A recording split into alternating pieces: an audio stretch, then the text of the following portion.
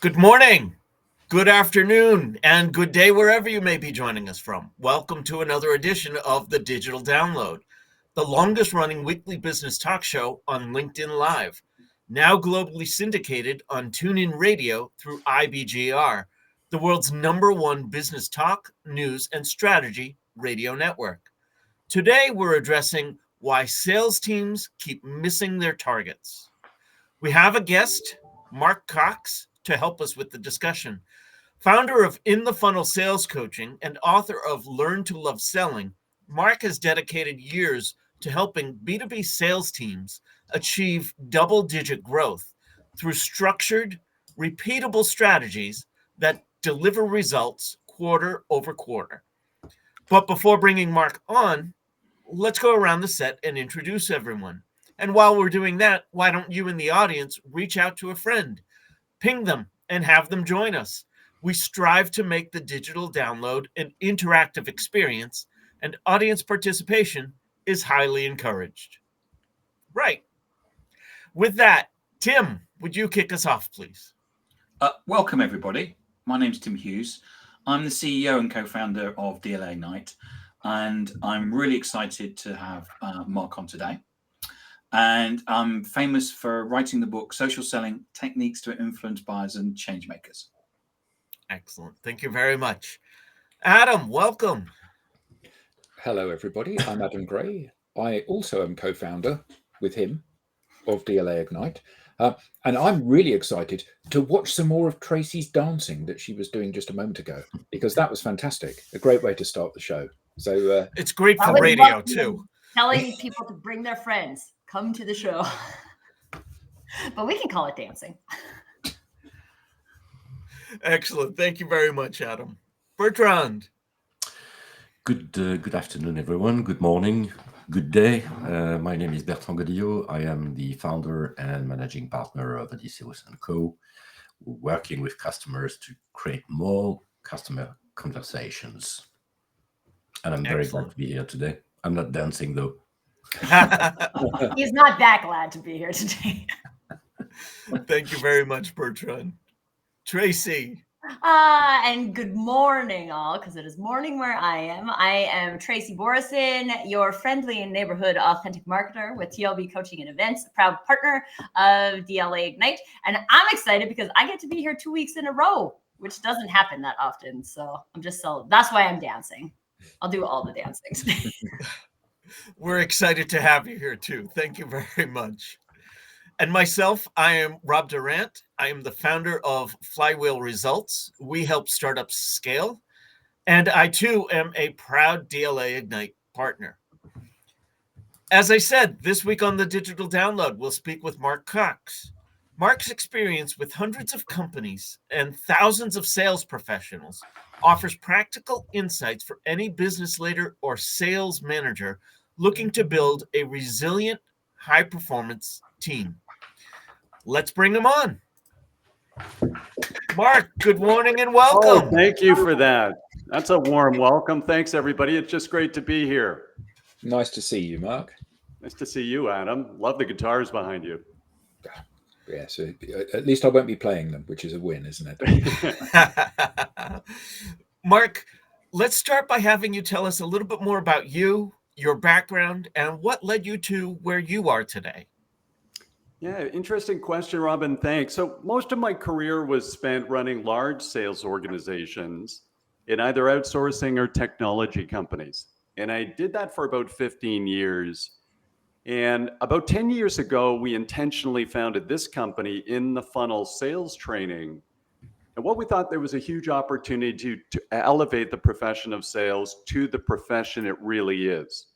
And we do that by training sales leaders, salespeople, and BDRs and SDRs, people who do prospecting. And our belief is that by making these professionals better at what they do, we actually improve the lives of professional salespeople. So we've been doing that training for 10 years now. We actually have training that impacts behavior. And we love this subject matter because we know that professional sales is the most important business discipline there is. Excellent. So, Mark, let's start with a foundational question. In your opinion, why do sales teams keep missing their targets? Well, it's a bit of a loaded question, right, Rob? Okay. And I'm sure it's very good to get attendees here, which is awesome. But one of the things I'd first start with is when we start to think about the targets that salespeople get, we have to remember that just by nature, there's no expectation that any sales team ever hits 100%. So let's go back to the way quotas are created and goals are created. There's sandbagging from the CEO on down. The CEO passes to an SVP of sales, it passes to a VP of sales, that then passes to sales team. They distribute quota. But every stage, each of those persons sandbags. So if the CEO's goal is 1 million, they distribute 1.3. That layer down then distributes 1.5. So when we talk about teams hitting quota, I know people like Gardner and McKinsey, they love these X number of people are missing quota. This is not like tracking performance of somebody in HR or finance. There was sandbagging built into this model. But I think today, generally, if we were looking at 2 reasons that most sales teams miss quota, I think there's a strategic issue, and then I think there's a tactical execution issue. The strategic issue is we are wasting time chasing the wrong buyers. So a lot of the times when we come into organizations, we start to assess how they're doing. We do that as part of our training programs. We understand that they're actually not measuring twice to cut once. They're chasing lots of folks for conversations, many of which are the wrong folks. So this idea of spending a little more time on the strategic end to say, listen, do I understand who the economic buyer is or a key buyer is? Do I have the right person? Do I have the right information? Spending a little more time, oftentimes the sales enablement gang or the marketing gang, Tracy, helping us with that. So am I chasing the right person? The second challenge we have generally, across the board, if we had to pick one thing, is there is still a prevalence of pitching instead of helping. So if we're new to professional sales, particularly, we get on a call, we can't help it, right? Our fear centers in the amygdala are super huge. So I'm nervous, I'm a little scared. I'm going to default to pitching instead of having a calm confidence and triggering a conversation, which is all I really want to do, because selling's about helping. It's not about pitching. So I think those are the 2 things that people listening today were to think about for their organization, whether you're a mid-sized organization or a large enterprise. Both those issues are highly prevalent today. I knew we were going to get along, Mark. So many of those things that we could talk for hours just based on that. But I want to pick up on that sandbagging.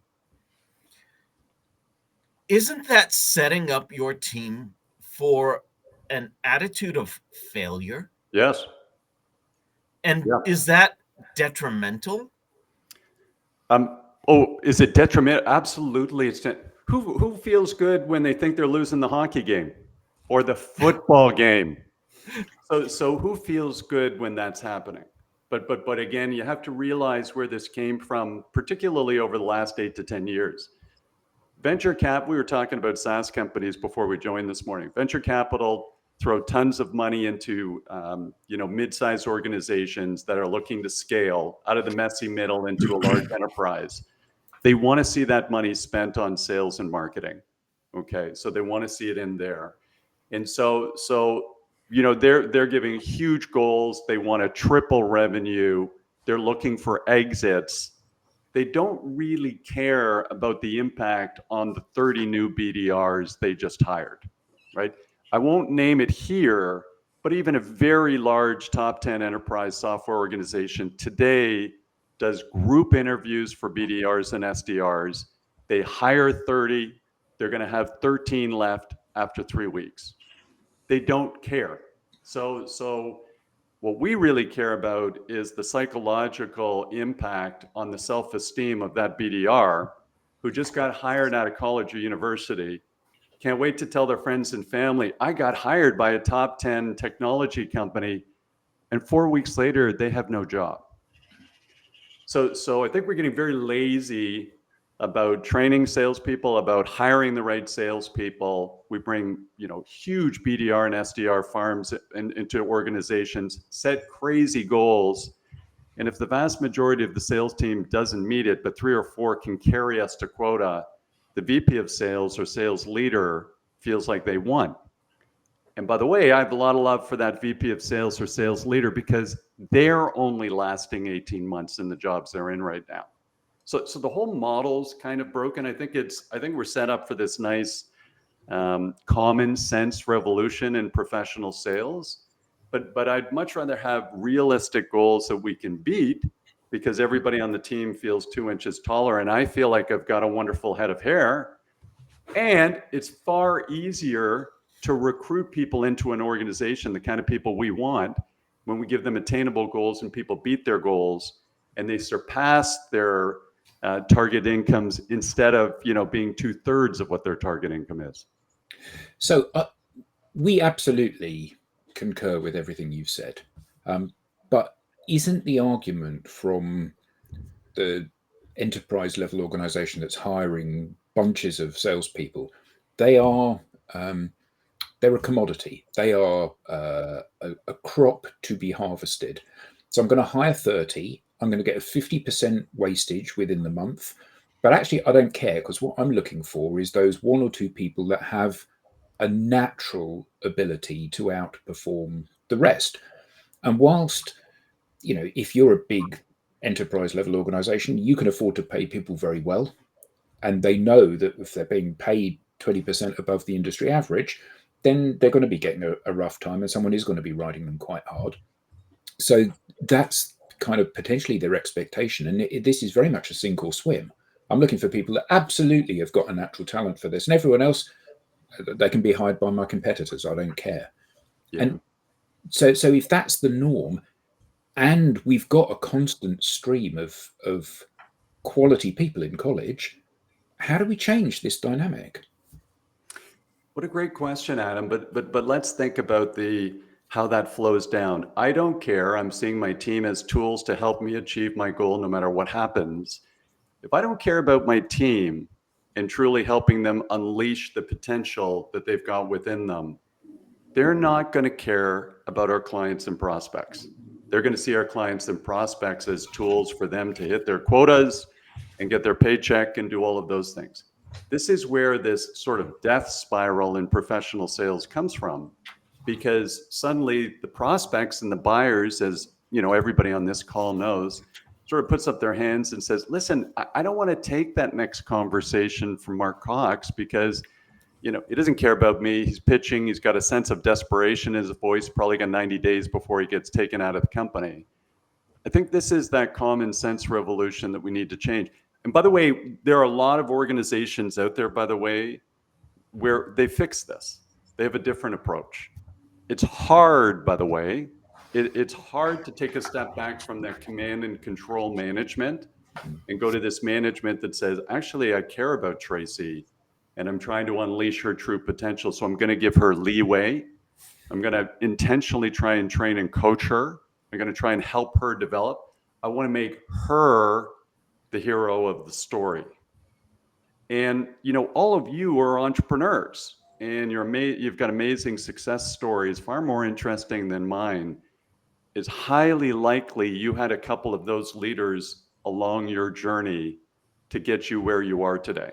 And you still remember them and they're still meaningful to you. And when you come across them in a social setting, you really do have a little bit of love for these people. We need more of that, right?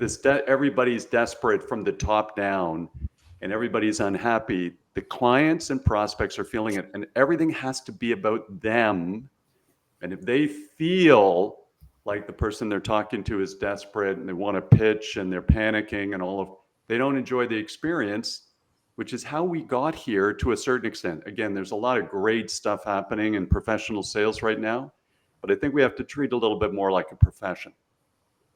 We have some great comments coming from the audience, so we want to bring some of those on screen. Thank you all and keep them coming. First, we have from Tyler Moylan, bringing humanity to capitalism. Respect your saying it. He goes on to say, when we treat making profit only as a mathematical equation, we gain profit, but at the cost of humanity. Amen. Peter Else says it's all about building capacity. Otherwise, it's just pushing rocks uphill.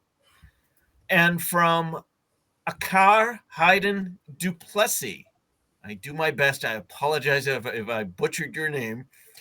How do we keep improving our sales initiatives? So, Mark, I turn to you with that question. How do we change this? Well, a couple of ways. First of all, I'd start top down. I'd just say let's create reasonable goals and objectives for the organization. So when it comes down from, and by the way, that takes a lot of courage around the executive table, right? So that's where you've got a sales leader stands up and says, listen, we've grown this company at 13%, CAGR for the last 3 years. Now we've got some money put in. We're not going to bump this thing up to 75% CAGR. So I'd rather have that courageous conversation there than have to have 5 courageous conversations with BDRs and salespeople I hired that I have to let go 9 months later.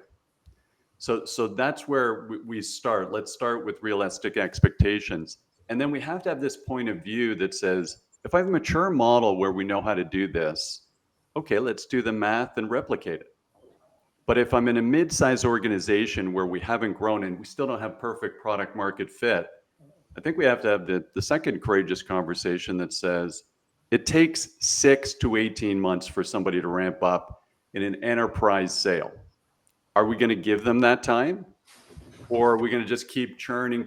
Tim's laughing because he and I have been with large enterprise software companies where the legal teams, have a graveyard of desk plates, in their office, and they're joking about how many people have come in and gone. So I think you have to have this sort of reasonable assessment. Okay, this is what it takes to ramp up. And gang, I will drink our own champagne. As part of our training initiatives, particularly with mid-sized companies, we have these conversations with CEOs because we get in, we do a little due diligence and consulting with them to make sure the training's going to resonate for their team.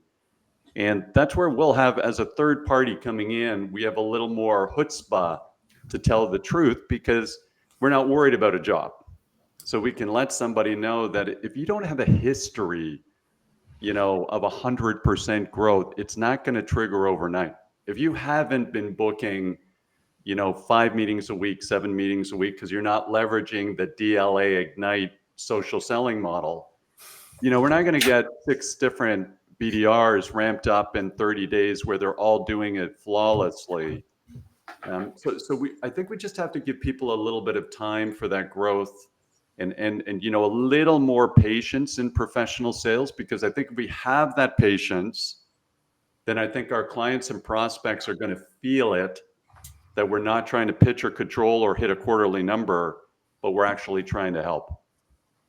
So, Mark, let me just pick up on the VCs, because you said it's the source, basically. It is. The expectations is what is driving most of the disaster later on.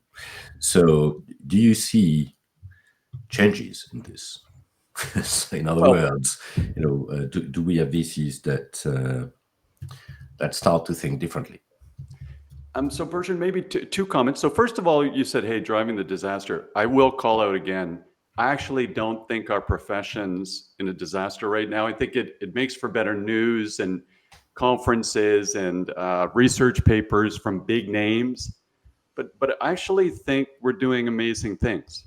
I think people in professional sales, we're the engine driving business. And I think we're doing really, really amazing things.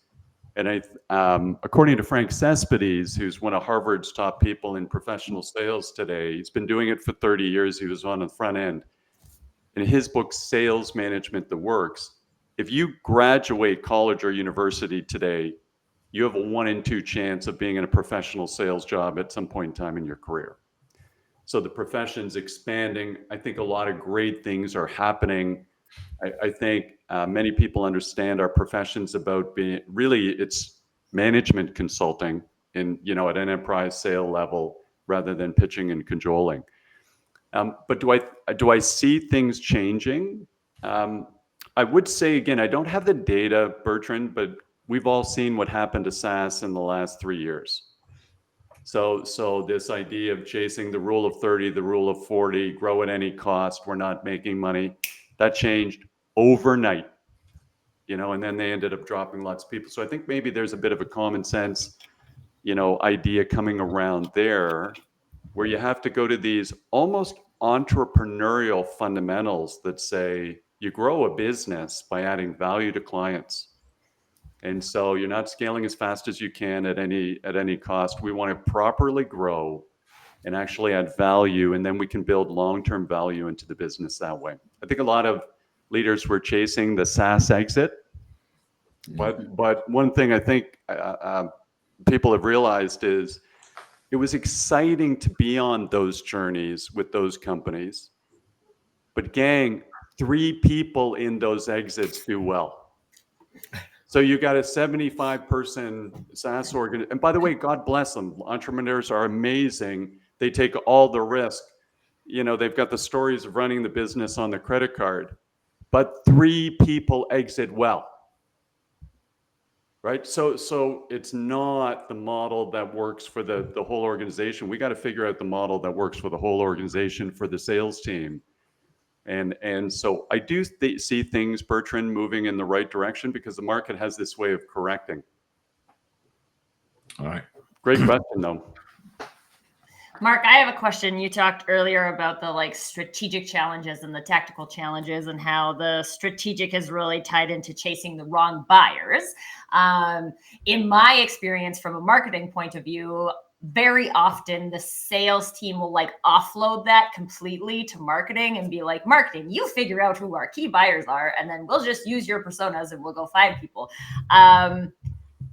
Do you feel like that's a productive way to identify key buyers, or do you see it as in like sales and marketing have to work together in order to figure this out? Well, you know what, Tracy, it's hard for me not to answer the latter, the way you teed that question up, and I don't want to mess with you. So I'm going to be totally honest. I've already figured out how this works, and I'm probably most afraid of you. It's the pink headphones. They're super intimidating. The pink headphones, you know, but so I really think, I do, joking aside, Tracy, I think there's this real opportunity for sales and marketing to work more closely together and to make sure that the KPIs are more closely aligned. And so, you know, in fairness, I think I have to look in the mirror first. We've done 100 episodes of the Selling Well podcast, and Tim's been on it, and all these great people have been on it. And it's only recently that we actually had a marketing expert on. So I think maybe I'm part of the problem where it's, hey, how could we have 100 conversations and not find a marketing expert like yourself for the podcast? But it was Matt Hines. He's a good guy.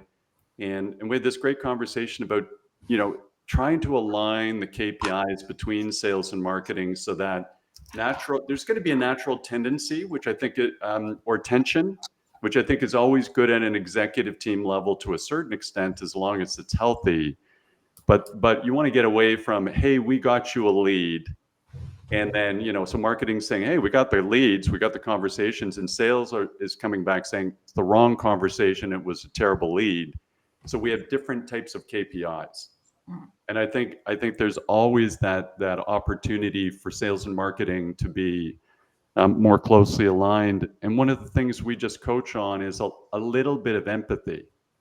So for both organizations. So in large organizations we work with, we don't understand why marketing isn't in the sales meetings, or why sales isn't in or having representation in the marketing meetings. They shouldn't be silos, because we're all trying to do the same thing, which is help more clients and prospects.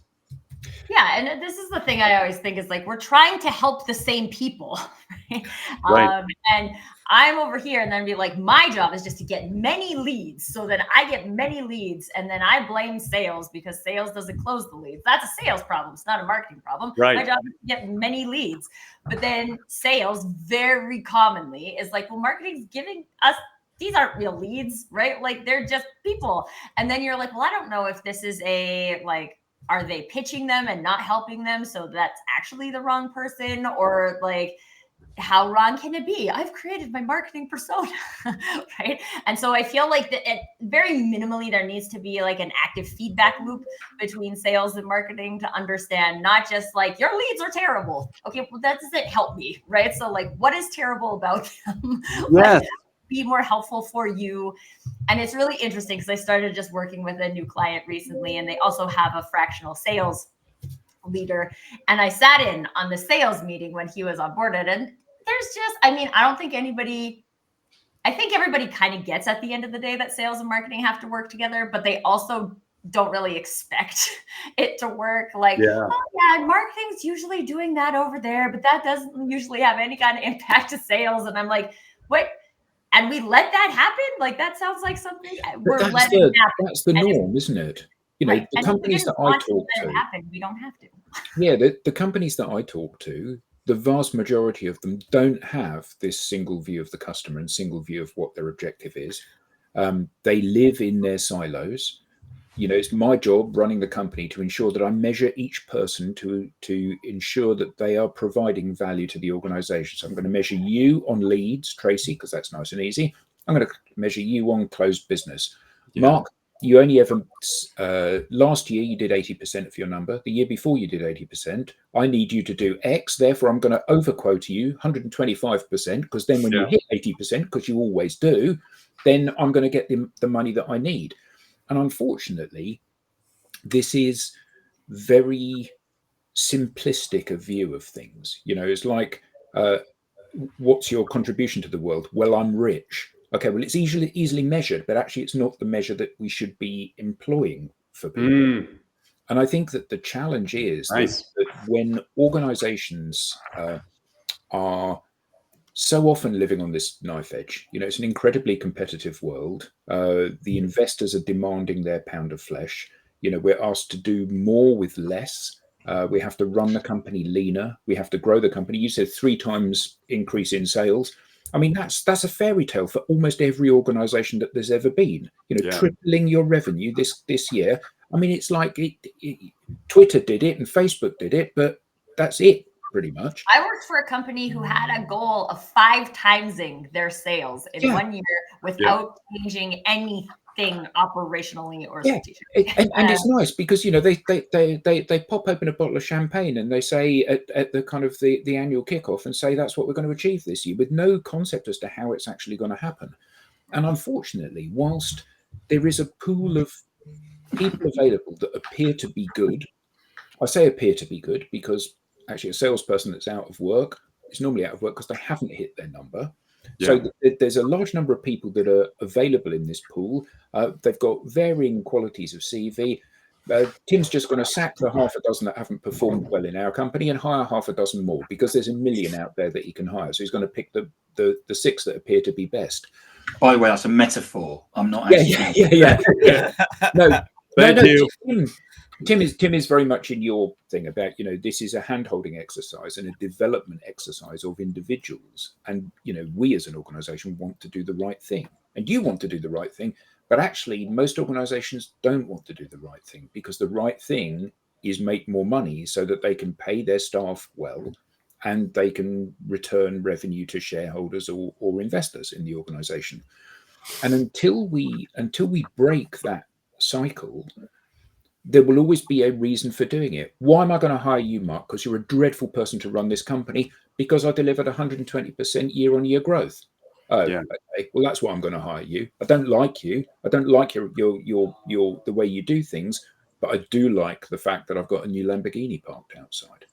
So I could add things to this, and Mark and I have talked many times before, and I'm not going to, because I could sit back and tell lots of terrible stories. But Mark, I just want to change the conversation. Is it true that you have a book out? Well, thank you for that. I had heard something about. So Mark, because this goes out over internet radio, you can't just hold things up and that. You can hold things up and you've got to read it at the same time. So what's your book, Mark? The book is called Learn to Love Selling, the Universal B2B Sales. Hold it up so people can see. That's it. Go on.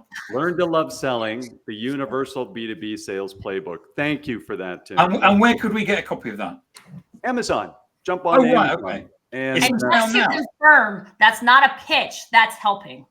thank you.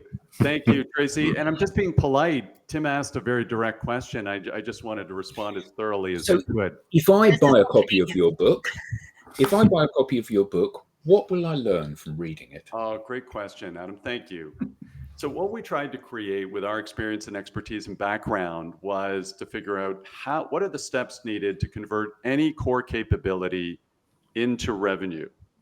What are the core steps required to convert any core capability into revenue in a B2B format? So when you think of the literally 70,000 books out there in B2B sales, many of which are just absolutely dynamite. We hadn't found one that says, okay, no matter what I'm dealing with, mid-sized organization with a product market fit that I'm trying to replicate, or a large enterprise where I've taken over a territory and I'm trying to step in and figure out what do I need to do to be successful.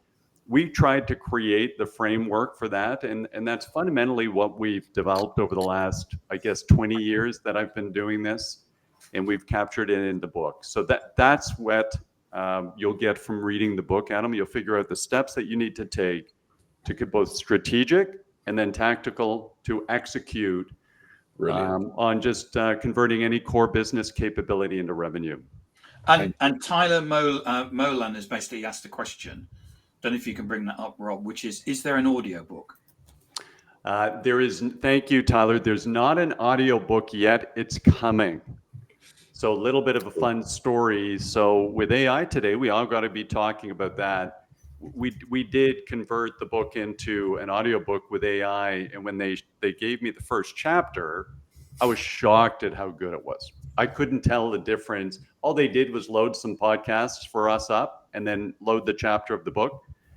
But there's some idiosyncrasies in it because of the way I write. And now there's a new AI tool that will take your book and convert it so it is better to be used by another AI tool that will make the audiobook, and we're going to do that. So it's coming in the next 30 days. But Tim, as you know, this will save me 2 or 3 days of recording, in a studio. I want to come back to that book as well as something that you said earlier. But first, I want to address some great comments that we've had. We've got a comment from YouTube. D. Bowden says sales, marketing, and accounts receivable need to be connected. The sale is not complete until the money is in the bank. Amen to that. Lindsay Sheldrake says alignment starts at the top. Silos hinder more than help.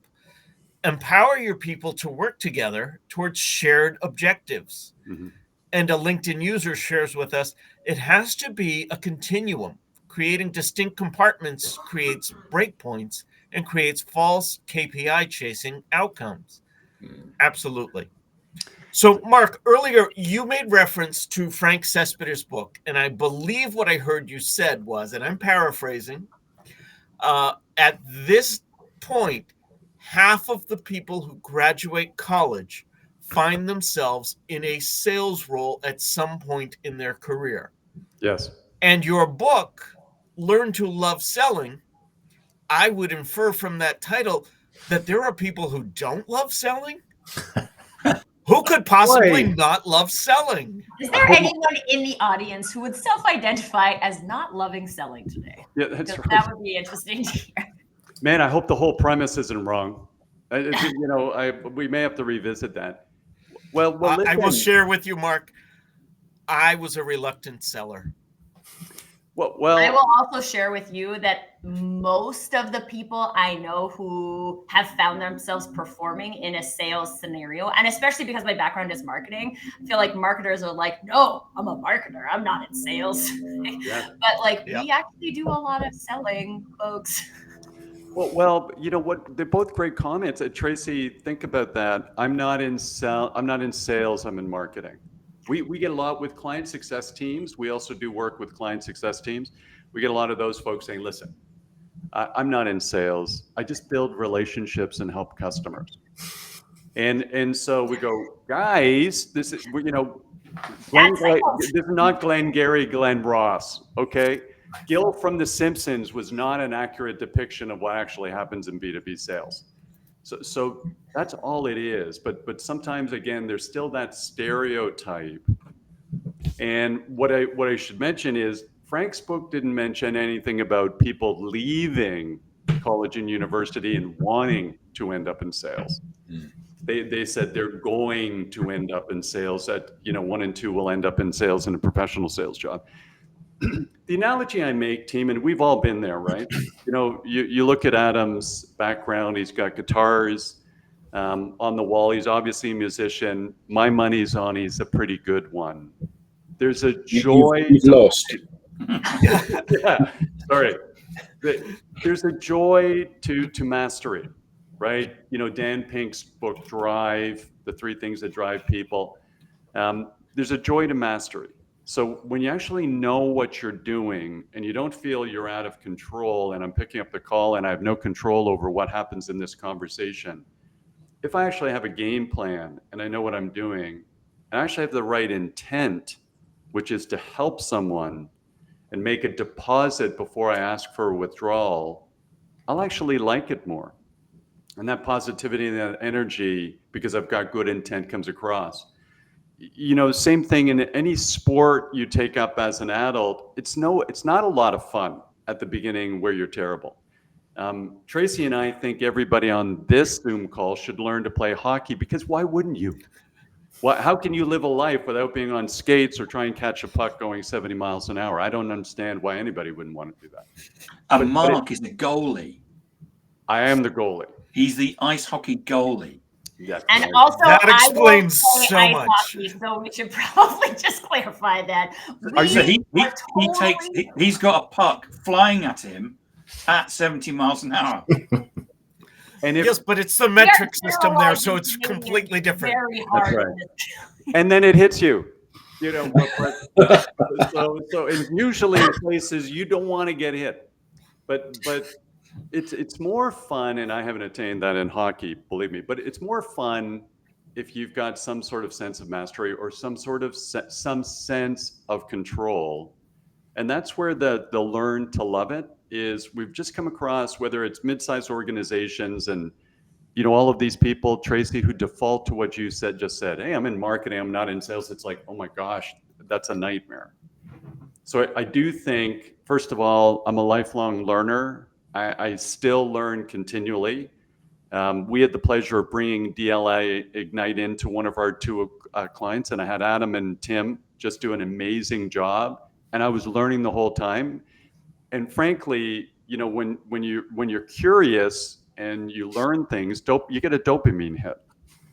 So we like learning, but sometimes we have to trigger that again, that growth orientation. Sometimes we have it in one stage of our life, like we're really watching lots of YouTube videos to learn how to cook or to do woodworking or to do carpentry, but we think professionally whatever skills we have are fixed. So I think we can all get a little more control, and everybody listening to this, start reading, listen to great podcasts like this one. And there's so much good material out there. And the only caution I have is, look at the source for these things. I reference Frank Cespedes from Harvard because he's written 9 books. One of them's called Aligning Strategy in Sales, one of the best books I've ever read, period. And so just make sure that you're not catching a quick internet platitude that said, hey, I was successful because I shouted at a customer and they responded. Like, it's literally that insane, some of the things you pick up. So you have to look at the source. It doesn't have to be us. But I do believe that if you learn how to do this, it just becomes a joy, because I think smart people are intellectually curious and they want to learn about clients and prospects, and they actually love that conversation. I also think that you said about mastery, and you said about music and then sport and other stuff. And I think that one of the things that's often overlooked is practice as part of the mastery thing. Because, it doesn't matter whether or not you're practicing your sales pitch, or you're practicing your script, or you're practicing the technique of writing a blog post. or you're practicing the presentation. My guitar teacher said, you need to practice every part of the performance, even the performance. And it's so crucial that when I'm facing off against you in a helpful way rather than a combative way, but when I'm facing off against you, I'm confident enough that no matter which way the conversation goes, I can cope with that. And I think that I know that you guys do a lot of kind of like role playing and getting people to repeat things and rehearse and refine. So explore that a little bit. What would your advice be to somebody that is just starting on their journey to be interacting with people, and how should they practice? Yeah, great. So first, I love that, Adam. First of all, let's think about what we have to practice. And so there's some of those things in the book, like I need an answer to, who are you folks? What do you do? That's coming up in every conversation I have with anybody, anytime. Hey, we're good. We're already using somebody for this. Why should we have this conversation? So we call that the value proposition message, where you have to say, what do you do? How does what you do tie to a desired outcome of a client? And then what's unique and different about you given their options in the marketplace? But then I would go to folks, particularly if I'm new on board, Adam, and I'd go to people who know.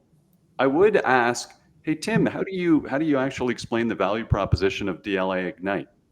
Hey, Rob, when a client comes back and says, hey, we're good, we don't need to work with anybody, we already have a supplier for this, what do you actually say to them to keep the conversation going? Hey, Tracy, what are the 3 really important things that our solution does for a client? What do we do for them and for their business? So I think I love role playing, Adam. Professionally, sitting down and just trying it with a peer, because I'd like to have that conversation with a peer first or somebody else new before I get, on a call with a live prospect and panic. And then, I think after you do it a little bit, you start to realize you get better when you plan and prepare, and then, as you say, rehearse. So I'm either going to learn on live calls where I'm wasting my time and the time of the prospect, or I'm going to leverage video, my cell phone. I'm going to practice and rehearse. Even today, folks, I still do demand generation for in the funnel. So at some point in time for our large scale training of big corporations, they still want to talk to me. So at some point I'm going to think about it, sit down and think about, okay, what's my desired outcome from this conversation? By the way, I know no matter who I'm talking to, they're only going to remember 3 to 5 things. What core message do I want to leave them with? How do I structure that conversation?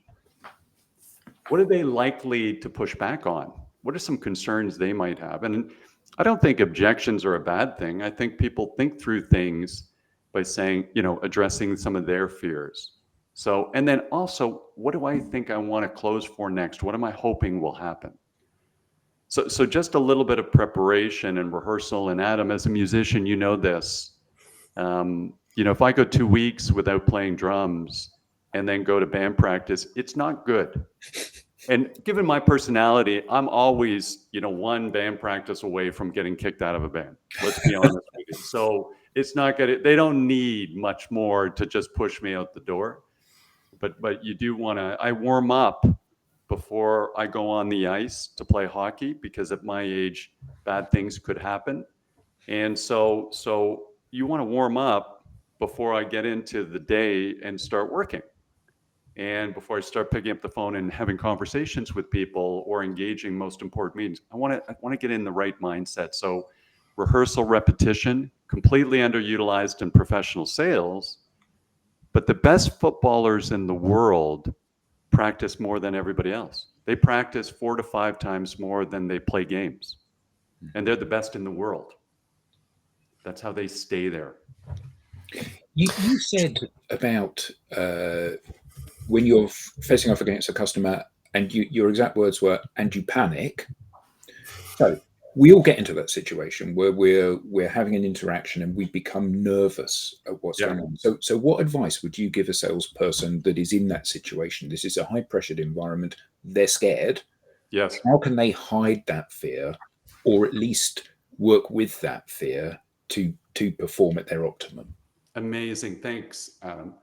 I'd go back to, what you said at the beginning, which was you said, listen, I want to understand what the structure of this call is going to look like, this conversation, if it goes really well.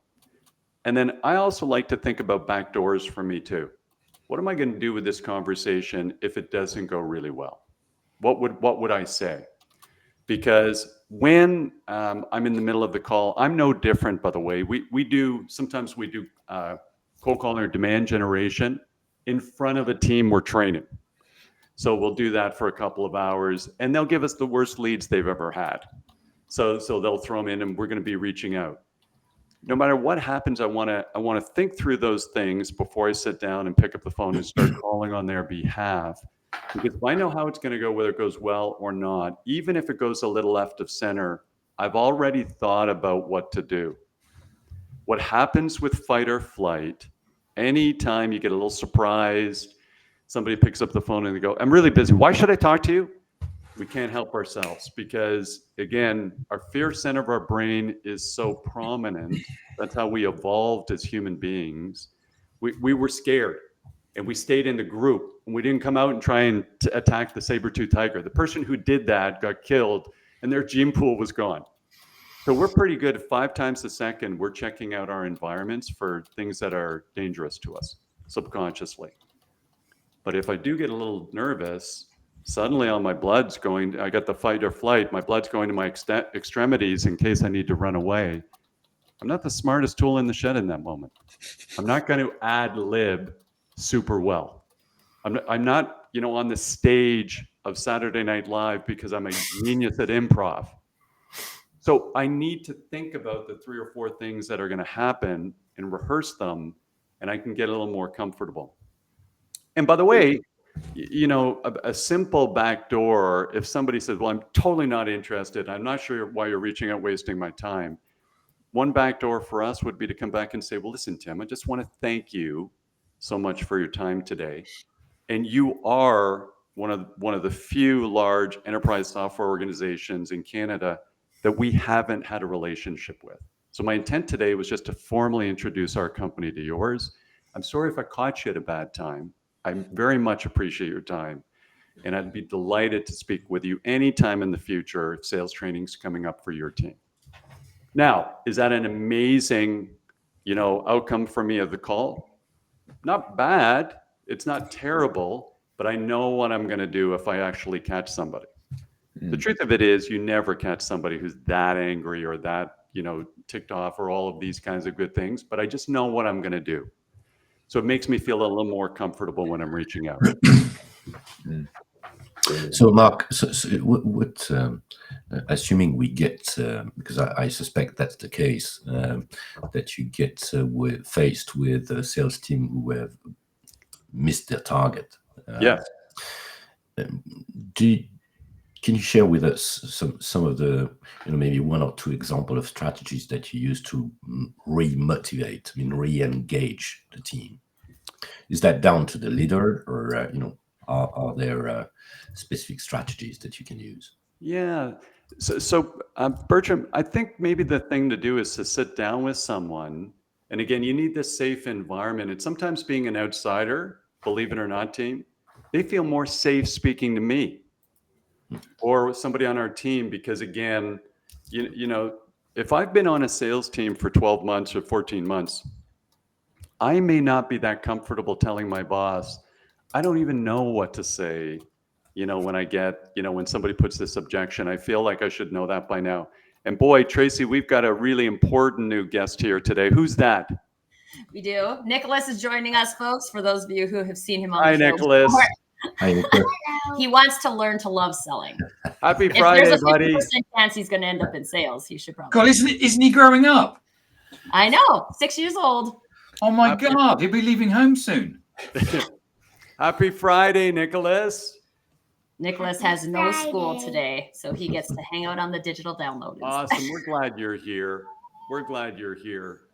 And so, Bertram, to go back to that, then the other thing is just to have this conversation.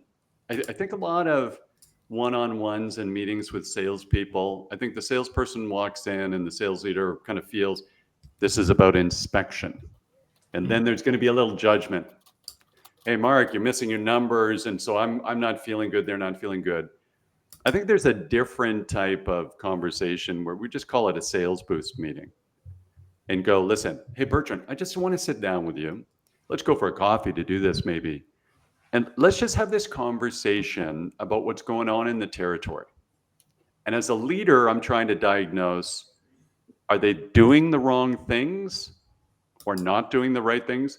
Or are they doing them the wrong way? So what's going on? But I want to move away from, hey, I'm going to make that judgment based on what I saw in Salesforce. You know, certain of you are old enough to see what happened with the advent of these technologies that came on board in kind of 2011, 2012. What it did, it took sales leaders out of the field and move them back in their office so they could start counting everything. And now, man, I'm a genius. I'm just going to count. And then we started making like accountant sales leaders because they're so good at counting. So I'd really just want to have that conversation. And the basis for that conversation for me is always, I do want to know what's driving Rob. So I don't know if Rob cares what I know until he actually feels like until he knows that I care about him. So why is it Rob does this job? You know, how many Nicholases does Rob have? Okay. What does Rob want to do with his career? 5. Wow, Rob. Heavens to Betsy. Thanks for making the call today. I can't believe you got here. So really, I think it's, you know, from that leadership level, if it's not working, we have to have a reasonable conversation where the salesperson doesn't feel it's all judgment. And at some point in time, we roll up the sleeves and say, listen, my job here is to try and make you successful or help you be successful. They have to believe I want to do that. And then we can have this open conversation where they say, well, listen, Mark, I'm really getting stuck after the first conversation. Every conversation I have, you know, with the head of a wealth management organization, they absolutely have no interest in the CRM technology that we're selling. I don't know how to trigger, you know, interest. And they say, okay, great, let's talk about that. So are they doing the right things, or are they doing them the right way? And then ask them what they think is going on. But you need to understand what they're trying to get out of the role. We assume everybody wants to make more money. We assume everybody wants to move into management. Those are false assumptions. Okay. Mark, you're telling the sales leaders to care about something different. Right now, what they care about is their quota, their number, and so on. I'm reminded of the line from Into the Woods, where Prince Charming says, I was bred to be charming, not sincere. How about that? That's fantastic, by the way. Yeah, you know, Stephen M.R. Covey, Stephen Covey's son, took the Covey Institute, merged it with Franklin Planners. I think may have this wrong. I think he got a 65x return for shareholders when he did that. He took over his dad's company and blew it up. But he's written a great book called Trust and Inspire. And really the core theme is, hey, as a leader, our job is to unleash the potential of everybody on the team. It's not to use them as tools for us to get our goals and objectives. And one of the things to think about if you're in sales leadership today is, why are you there? You know, is it because you thought that was the next logical step up the chain, or do you actually enjoy seeing a team get better? There's a big difference between a good football player and a great coach. Those are not always the same. We've seen nothing but examples where the best football player could not go into coaching, but tried anyway. Right. So I think we need to just think about at a leadership level. I think that's kind of the X factor of B2B sales these days, is just making sure we have the right leadership. Rob, before you close, could you just bring up Dee's question? There's a question to you, Mark. Can you remind people what the title of your book is? Oh, thank you so much for that question, Dee. The title of the book is Learn to Love Selling, the Universal B2B Sales Playbook. Learn to Love Selling, the University. It's available on Amazon. And Dee, thank you very much for giving me the opportunity to plug the book. I appreciate it, sir. Mark, this has been great. Where can people learn more? How can they get in touch with you? Thank you so much for that question, Rob. So the easiest thing to do is connect with me on LinkedIn. Connect with me on LinkedIn. So it's Mark Andrew Cox on LinkedIn. And the company is In the Funnel. So the website's inthefunnel.com. Team, I'm going to proactively bring up that if you have not read Social Selling by Tim Hughes, you should read it today. So we talk about this common sense revolution in B2B sales. I can say firmly, social selling works. The strategies in that book absolutely work.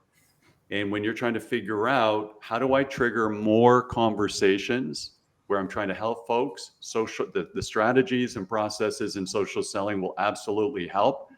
And that's not just because I'm on this podcast. Check out my posts because I comment on this all the time. So there's some great stuff there as well. Rob and team, thank you so much for hosting me on the podcast. It's been a huge pleasure. Thank you, Mark. Thank you, Mark. We now have a newsletter. Don't miss an episode. Get show highlights, beyond the show insights, links to our guest's book, and reminders of upcoming episodes.